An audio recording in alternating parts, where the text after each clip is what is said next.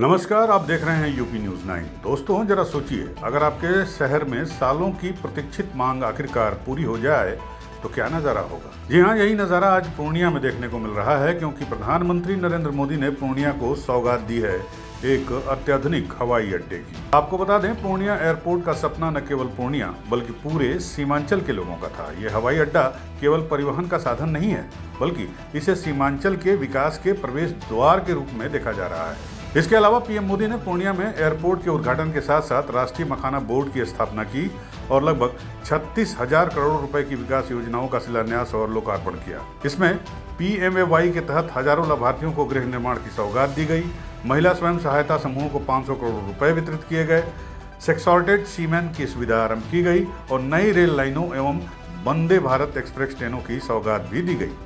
प्रधानमंत्री मोदी ने इस एयरपोर्ट का लोकार्पण भी किया। साथ ही वंदे भारत ट्रेनों की घोषणा से इस क्षेत्र के विकास को एक नई गति देने का काम भी किया। स्थानीय लोग अब इसे ऐतिहासिक और अविस्मरणीय क्षण बता रहे हैं। गौरतलब है कि पूर्णिया में एयरपोर्ट की मांग कोई नई नहीं थी। आजादी के बाद से ही यहाँ के लोग इसके लिए संघर्ष कर रहे थे। सीमांचल का भौगोलिक महत्व हमेशा से रहा है, लेकिन परिवहन के साधनों की कमी आर्थिक और औद्योगिक विकास में बाधा बनती रही।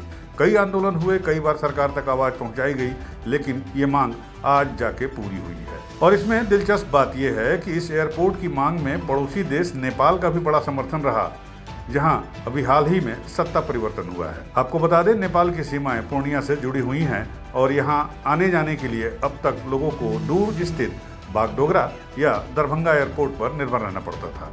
लेकिन अब पूर्णिया एयरपोर्ट के खुलने के साथ ही नेपाल के व्यापारियों, पर्यटकों और आम नागरिकों को भी बड़ी राहत मिलेगी। नेपाल के कई संगठनों और जनप्रतिनिधियों ने सालों पहले इस मांग को अपना समर्थन दिया था। अब जब ये पूरी हुई है तो नेपाल के लोगों में भी खुशी की लहर देखी जा रही है। जोगबनी बॉर्डर से पूर्णिया की नजदीकी इसे और महत्वपूर्ण बना रही है। गौरतलब है कि नेपाल के मौजूदा हालात और कनेक्शन, नेपाल हाल के महीनों में राजनीतिक अस्थिरता और जेन जी के आंदोलन की वजह से सुर्खियों में रहा, लेकिन अब अंतरिम प्रधानमंत्री के शपथ लेने के बाद से ही नेपाल में हालात सामान्य हो रहे हैं। ऐसे में पूर्णिया एयरपोर्ट का उद्घाटन नेपालियों के लिए भी उम्मीद और संभावनाओं की नई रोशनी बनकर आया है। नेपाल के होटल व्यवसायी, उद्योगपति और टूरिज्म बोर्ड से जुड़े लोग मानते हैं कि इससे न केवल पर्यटन को बढ़ावा मिलेगा, बल्कि उद्योग और कृषि व्यापार को भी नई उड़ान मिलेगी। पूर्णिया एयरपोर्ट और नई वंदे भारत ट्रेनों से केवल सीमांचल ही नहीं, बल्कि पूरे उत्तर बिहार और नेपाल के तराई इलाके को भी लाभ पहुंचेगा।